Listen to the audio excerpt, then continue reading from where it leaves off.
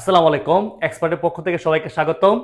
আজকে আমরা শিখব সূত্র নাম্বার 2, মানে রূপান্তরগুলোকে আমি সূত্র 1, সূত্র 2, সূত্র 3, সূত্র 4 এবং সূত্র 5 দ্বারা ভাগ করেছি। ঠিক আছে, আজকে সূত্র নাম্বার 2 এ কি, যদি দিতে কি ডেসিমেল, ডেসিমেল যদি প্রথমে থাকে দেখো, আর যদি বাইনারি অক্টাল হেক্সাডেসিমেল নির্ণয় করতে বলে তাহলে তোমরা কিভাবে করবে। একটা উদাহরণ দিয়ে বুঝাচ্ছি। ধরো এখানে 76.22, এটা কিসে আছে 10, এটাকে বললাম 8-এ রূপান্তর করো। তাহলে এই যে 10 যদি প্রথমে থাকে তাহলে এখানে যে বেস থাকবে সেই বেস দিয়ে পয়েন্টের আগেরটাকে তুমি এভাবে ভাগ করবে, এই যে এইভাবে লসাগু যেভাবে বের করে এইভাবে বের করবে। ঠিক আছে, কত দিয়ে? 8 দিয়ে। এখন ইজিলি ভাগ পারা যায়। যদি তুমি ভাগ না পারো, মনে করো যে তুমি ভাগ পারো না আর কি, ঠিক আছে, তাহলে তুমি একটা ক্যালকুলেটর নাও।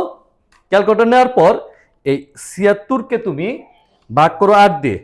ভাগ করলে কত আসে দেখো তো, তোমার আসে 9.5। এই যে 9 এখানে লিখবা আর এদিকে একটু টান দিবা। টান দেওয়ার পর এখানে কি 0.5 আছে না, এই 0.5 এর সাথে তুমি 8 গুণ করো। গুণ করলে কত হয়? 4। এই 4টা হচ্ছে তোমার ভাগশেষ। কিভাবে দেখো, তুমি 76কে যদি আমরা 8 দিয়ে ভাগ করি, 8 নং কত? 72, আর ভাগশেষটায় কত? 4। তাহলে এটা বের করার নিয়ম কি? তুমি যদি না পারো তাহলে ক্যালকুলেটরে তুমি 76 লিখবা, লেখার পর 8 দিয়ে ভাগ করো, ভাগ করলে এখানে কত আসবে? 9.5 আসবে। এই 9টা এখানে লিখবা আর 0.5 এর সাথে 8 গুণ করে ভাগশেষটা এখানে লিখবা। ঠিক আছে, দেখো আবারও কিন্তু ভাগ যায়। আবার 8 দিয়ে ভাগ যদি করি বোঝাই যায়। 9 রে যদি 8 দিয়ে ভাগ তাহলে কত? ভাগফল কত? 1, আর ভাগশেষ কত? 1। যদি না পারো তাহলে ক্যালকুলেটর নাও, এই যে 9 ভাগ 8, এটা দেখানোর দরকার নাই, এটা পারা যায় ইজিলি আর কি। এখন এখানে আসো, এটা কি ভাগ যায়?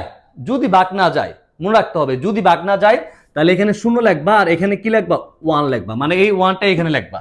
এখানে যদি 7 হয়, 7 হয় তাহলে 0 লিখবা, এখানে 7 লিখবা। মেন কথা হচ্ছে তোমার 8 থেকে যদি ছোট সংখ্যা আসে তাহলে ভাগফল হবে কত? 0, আর ছোট সংখ্যাটা এখানে আসবে। কিভাবে দেখো, 1 রে যদি আমরা 8 দিয়ে ভাগ করি, ভাগফল কত? 0, আর ভাগশেষ কত? 1। বোঝাচ্ছে কথা? ঠিক আছে, আচ্ছা এটা মুছে দেই। এটা হইলো তোমার পয়েন্টের আগে একটা, মানে পূর্ণ সংখ্যার ক্ষেত্রে। তাহলে এখানে আমরা একটা করব, এটাকে ধরবো আমরা এমএসবি বা এমএসডি, আর এটাকে ধরবো আমরা এলএসবি বা এলএসডি। এলএসবি বা এমএসবি মানে কি, এটা আমরা ভিডিও লাস্টে আলোচনা করব। এখান থেকে অনেক সময় এমএসবির পূর্ণরূপ বা এলএসবির পূর্ণরূপ চায় আর কি, তাই এটা তোমার অবশ্যই জানতে হবে। আর পয়েন্টের পরটা আমরা কি করব, এই যে পয়েন্ট কত আছে? 0.22 গুণ কত? 8। পয়েন্টের আগেরটা লসাগু জন্য বের করে ভাগ করবো, আর পয়েন্টের পরটা কি করবো? 8 দিয়ে গুণ করবো। যদি গুণ করি 0.22 গুণ কত? 8, গুণ করলে কত হয় দেখো, এখানে আসে 1.76। ভালো করে বুঝো, কত আসে? 1.76। এই যে পয়েন্টের পর যে 76 আছে, আবার এটা এখানে নিবা। নেওয়ার পর কি করবা? 8 দিয়ে আবার গুণ করবা। যদি গুণ করি 0.76 গুণ 8, গুণ করলে কত হয়? 6.08। আবার 0.08 নাও, 0 দিয়ে 8 দিয়ে গুণ করো, 0.08 গুণ কত? 8, গুণ করলে কত হয়? 0.64। আবার 0.64 নাও, গুণ করো 8 দিয়ে, গুণ করলে কত হয়? 0.64 গুণ কত? 8, গুণ করলে কত হয়? 5.12, মানে 12। 5.12। এখন একটু খারো, মানে এখন একটু দাঁড়াও। দাঁড়ানোর পর এটা ডট ডট দিবা, ডট ডট দিবা, মানে এটা চলতেই থাকবে। কতক্ষণ পর্যন্ত চলতে থাকবে? যতক্ষণ পর্যন্ত একটা পূর্ণ সংখ্যা আসবে। এরপরে উদাহরণে আমি একটা উদাহরণ দিয়ে বুঝাই দিব যে কতক্ষণ পর্যন্ত তুমি অঙ্ক করবা আর কি। অ্যাটলিস্ট 4 ঘর অঙ্ক করলে তোমার এটা অঙ্কটা শেষ আর কি। এই ক্ষেত্রে এটা হবে আমার এমএসবি বাকি এমএসডি, আর এই ক্ষেত্রে এটা হবে আমার এলএসবি বাকি এলএসডি। তাহলে অ্যান্সারটা যদি সাদা, অ্যান্সারটা কিভাবে লিখবো? 76.22, এখানে কত আছে? বেস কত? 10। অ্যান্সারটা এইভাবে যাবে 114। এই যে 114, মানে এই যে এইভাবে অ্যান্সারটা যাবে। এটা দেওয়ার দরকার নেই। 114 পয়েন্ট, পয়েন্টের আগে যাবে এইগুলা, আর পয়েন্টের পর আসবে এই যে 1605, এখানে ডট ডট দিবে, মানে এটা চলতেই থাকবে। এখানে দিবে কি 8। একটা উদাহরণ দিয়ে তোমাদের বুঝাচ্ছি, এটা মুছে দেয়, একটু মুছে দিলাম। দেখো এখানে আরেকটা উদাহরণ সাজাচ্ছি। ধরো তোমার কত হইতে পারে? ধরো 72 পয়েন্ট কত? 25। ঠিক আছে, এটা আমরা দিলাম কত? আচ্ছা এখানে 76ই দিই, 76 25 এটা দেবেন কত 10, এটাকে বের করতে হবে কত হেক্সায়। আবার বলতেছি 10 প্রথমে থাকলে এখানে কি আছে না আছে দেখার দরকার নাই, 10 যদি প্রথমে থাকে মানে ডেসিমাল যদি প্রথমে থাকে পয়েন্টের আগেরটা আমরা কি করব ভাগ করব। কত দিয়ে ভাগ করবো, এখানে যে বেস থাকবে সেই বেস দিয়ে ভাগ করবো।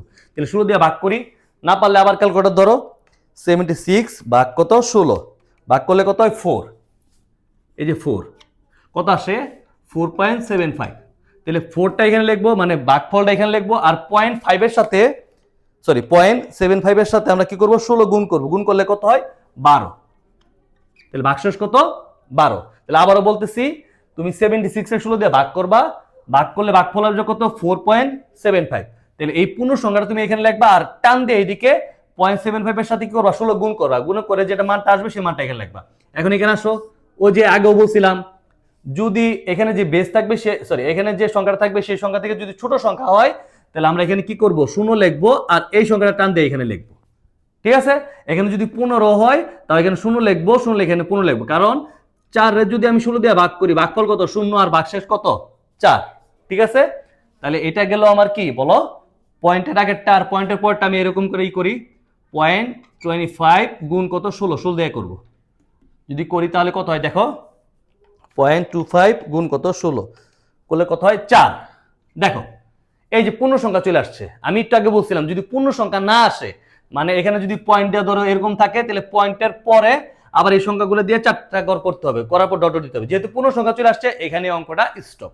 ঠিক আছে, তুমি ইচ্ছা করলে এখানে এমএসবি লিখতে পারো বা এমএসডি লিখতে পারো, আর এখানে তুমি এলএসবি বা এলএসডি লিখতে পারো। এটার মধ্যে এমএসবি এলএসবি লেখার দরকার নেই। তাহলে অ্যান্সারটা যদি সাজাই 76.25 ডেসিমেল, এটা যদি করি তাহলে কত 4। এখন একটা কথা হয়েছে দেখো এখানে কত আছে 12, তুমি কিন্তু 12 লিখতে পারবে না, কারণ হেক্সাডেসিমেলে 10 লেখা যায় না, 10 এর পরিবর্তে কি লিখতে হয় এ লিখতে হয়। তাহলে 11 লেখা যাবে না, 11 পরিবর্তে কি লিখতে হবে বি লিখতে হবে। তাহলে 12 লেখা যাবে না, 12 পরিবর্তে কি লিখতে হবে সি। তাহলে 12 পরিবর্তে কি লিখবো 4c পয়েন্ট আর কত 4 হেক্সা। মনে থাকবে যেহেতু হেক্সাডেসিমেল আমরা 10 লিখতে পারবো না, 11 লিখতে পারবো, 12 লিখতে পারবো না, 15 পর্যন্ত লিখতে পারবো না। এর জন্য আমরা কি করব, আমরা এখানে কি করব এ সি ইউজ করব, মানে এর জন্য 10, বি এর জন্য 11, সি এর জন্য 12 ইউজ করব। ঠিক আছে, আচ্ছা আমি বলছিলাম ভিডিও লাস্টে আমরা কি করব এমএসবি আর এলএসবি বলতে কি বোঝায় সেটা নিয়ে আলোচনা করব। তাহলে এখানে চলো আমি এখানে একটু লিখি এমএসবি। এমএসবির পূর্ণরূপ কি মোস্ট সিগনিফিকেন্ট বিট, বা ডি যদি থাকে ডি মানে কি ডিজিট। দেখো মোস্ট সিগনিফিকেন্ট বিট তুমি ইচ্ছা করলে নোট করে নিতে পারো। মোস্ট মানে কি বলতো সর্বোচ্চ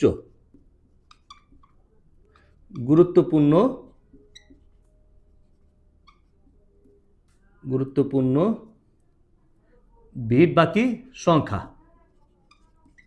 ঠিক আছে, কারণ এটা আমরা ছোটবেলায় যখন আমরা করছিলাম একক দশক, এটা দশকের ঘরে আছে, এই জন্য এটা হলো তোমার মোস্ট। ঠিক আছে, আর এলএসবি মানে কি লিস্ট বা লোয়েস্ট সিগনিফিকেন্ট বিট বাকি ডিজিট, ডি ফর কি ডিজিট। তাহলে এলএসবি মানে কি সর্বনিম্ন গুরুত্বপূর্ণ সংখ্যা বা বিট। তাহলে এই ক্ষেত্রে এটা হলো তোমার এমএসবি আর এটা হলো তোমার কি এলএসবি। মানে এটা যদি আমরা এককের ঘর ধরি এটা একক, এটা কি দশক, দশক মানে কি এটা কি মোস্ট। ঠিক আছে, এই ক্ষেত্রে এটা কি মোস্ট সর্বোচ্চ গুরুত্বপূর্ণ সংখ্যা, আর এলএসবি মানে কি সর্বনিম্ন গুরুত্বপূর্ণ সংখ্যা। তাহলে আজকে এই পর্যন্তই, আমন্ত্রণ রইল পরবর্তী ভিডিওতে। ও আচ্ছা বলিনি, যদি ভিডিওটা তোমার ভালো লেগে থাকে তাহলে অবশ্যই তুমি শেয়ার করবে, যাতে তোমার বন্ধুরা বা যারা চায় সংখ্যা পদ্ধতির ভিডিওগুলা তারা দেখে যেন উপকৃত হতে পারে। আর ভিডিওগুলো যদি সিকোয়েন্স অনুযায়ী পেতে চাও তাহলে আমাদের ইউটিউব চ্যানেল আছে, ইউটিউবের চ্যানেলের লিঙ্কটা আমি কমেন্ট বক্সে দিয়ে দিব, ওইখানে গিয়ে তুমি যুক্ত হয়ে তুমি ভিডিওগুলো দেখতে পারবে আর কি, পরবর্তী ভিডিওগুলো যে আসবে সেগুলো। ঠিক আছে, ধন্যবাদ সবাইকে।